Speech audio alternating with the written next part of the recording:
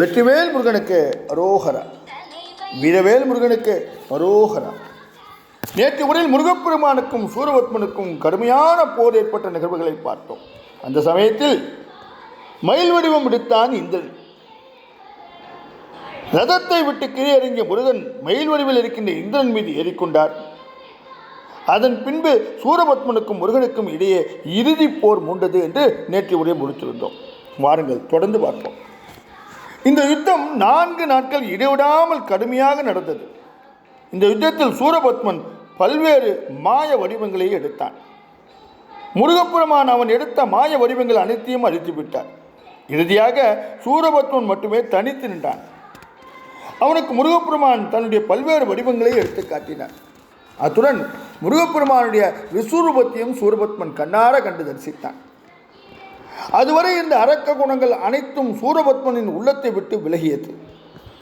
அவன் ஞான வடிவமாக நின்ற முருகப்பெருமானின் விஸ்வரூபத்தின் ஒளியை கண்டு கைகூப்பி வணங்கினான்.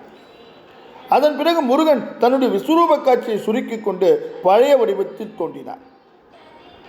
முருகன் பழைய நிலையை எடுத்ததும் மீண்டும் சூரபத்மன் கோபம் கொண்டு முருகனை எதிர்த்து அவனும் பல வடிவங்கள் எடுத்தான்.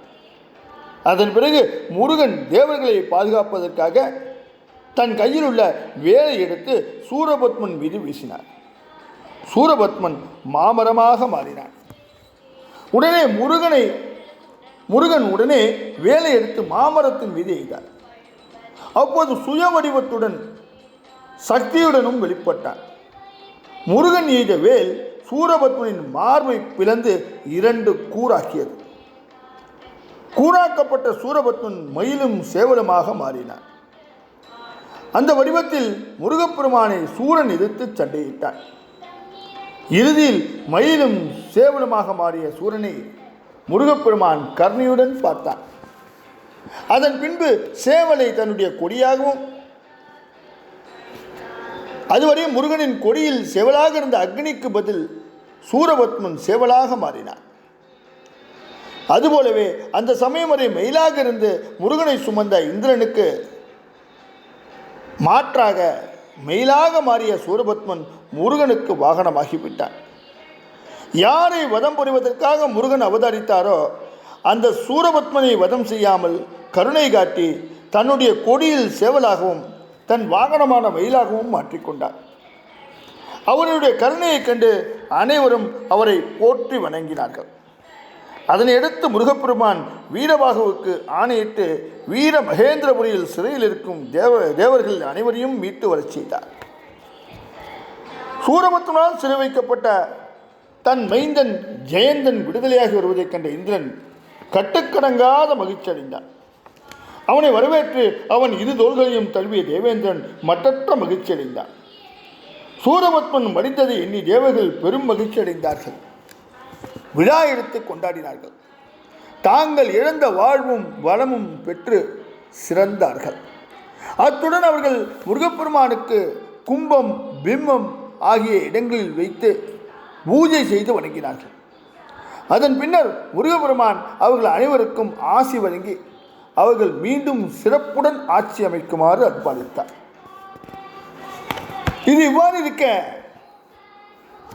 நாம் இப்பொழுது தெய்வ யானை திருமணத்தை பற்றி பார்க்க இருக்கின்றோம். யுத்தத்தில் வெற்றி பெற்ற முருகன் திருச்செந்தூரில் அனைத்து தேவர்களையும் அனுப்பி அங்கிருந்து புறப்பட்டு திருப்பரங்குன்றத்தை வந்தடைந்தார். தேவர்களுக்கு இழந்த ஆட்சியையும் பெருமையும் மீட்டுக் கொடுத்த முருகனுக்கு தன் மகளையே அர்ப்பணிக்க தேவேந்திரன் முடிவு செய்தார். அதனால் தேவேந்திரன் பிரம்மனுடனும் மற்ற தேவர்களோடு புறப்பட்டு திருப்பரங்குன்றத்தை வந்தடைந்தார். அங்கு வந்த முருகப்பெருமானிடம் தன் மகள் தெய்வயானியை திருமணம் செய்து கொள்ளும்படி வேண்டிக் கொண்டார். முருகப்பெருமான் தேவேந்திரன் வேண்டுகோளை ஏற்றுக்கொண்டார். அவரிடம் திருமணத்துக்கு சம்மதம் தெரிவித்தார். அதன் பின்பு இந்திரனும் இந்திராணியும் முருகனிடம் விடைபெற்றுக் கொண்டு தேவலோகம் சென்றார்கள். அங்கு தெய்வயானியிடம் முருகப்பெருமானின் ஆற்றல் பெருமை சிறப்பு ஆகியவற்றை எடுத்துச் சொன்னார்கள்.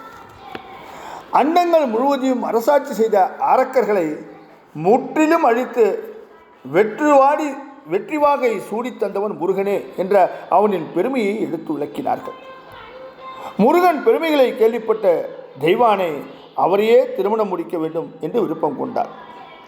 இந்த நிலையில் முருகப்பெருமானுக்கு இந்திரன் மகளை திருமணம் செய்விக்கப் போகின்றோம் என்ற தகவல் தேவர்களை மகிழ்ச்சியில் ஆட்டியது. தொடர்ந்து என்ன நடந்தது நாளை உரையில் பார்ப்போமா?